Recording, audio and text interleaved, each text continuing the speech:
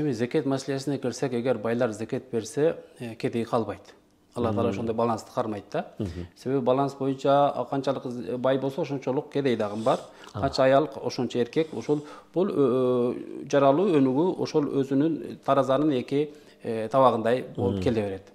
Мурас маселесинде да келет, жанагы адамдын эчтекеси жок болуп калса, анын малы мүлкү акыры эч ким таба албай барып эмеге берилет да, тиги байтул малгачы.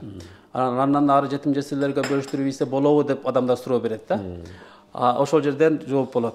Эгерде адамдар мураска ошончолук бекем болуп, байтул малга, казынага барып түшкүчөлүк деңгээлде адамдар диндар болсо, анда жетим жесир болбойт. Байлар зекетин берип аткан болот. Ал акчаны эмне кылат? Байтул малга барып калган десе, анда адамдарга жалп келген кырсыкка жумша берет дейт да. Байга дагы кедейге дагы кырсык келет, оору, жер титирөө. Демек, бул исламдын көз карашы менен караганда, Кудайдын бир эле баягы эмесини буйругун аткарганда маселе чечилет да. Мисалга, бул кредит маселеси.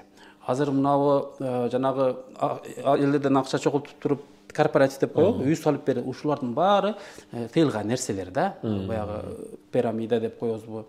Бир кредит алса, бир маселе үчүн, бир маселени жабам деп кредит алат да. Той өткөрөм деп, үйлүү, машиналуу болуп алам деп. Бир маселени жабыш үчүн, ошону чечиш үчүн кредит алат, андактан жетимиш баягы кыйынчылыктын, мүшкүлдүн эшиги ачылат да.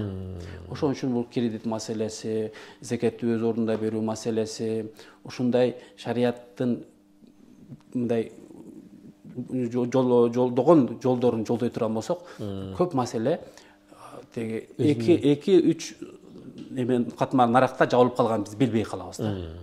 Өзүнөн өзү жабылып кете берет. Ал деген сөз, эгерде бизде мына ушул эгермендикти алгандан бери деле 30 жыл ашыгы менен жашап койдук да.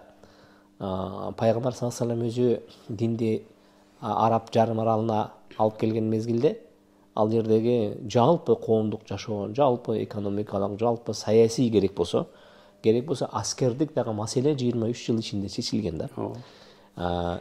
Бул чындап эле сиз айткандай бери дегенде где-то 25 жыл, 35 жылдын ичинде коомду жаңырта турган потенциалы бар мыйзамдар, потенциалы бар эрежелер биздин динибиздин камтылып келген экен.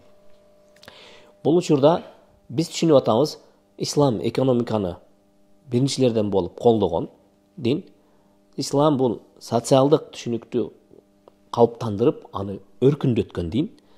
Анда мына ушул адамдардын социалдык жана экономикалык жашоосундагы эң бир мындай бир алсыздаткан көйгөйлөрдүн бири бул ашыкча чыгым да. Мындайча айтканда ысырапкорчулук.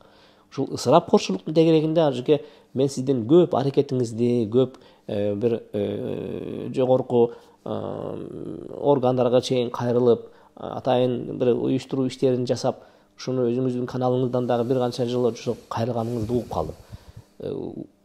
Бул жолу дагы ушул ысырапкерчиликтин тегерегинде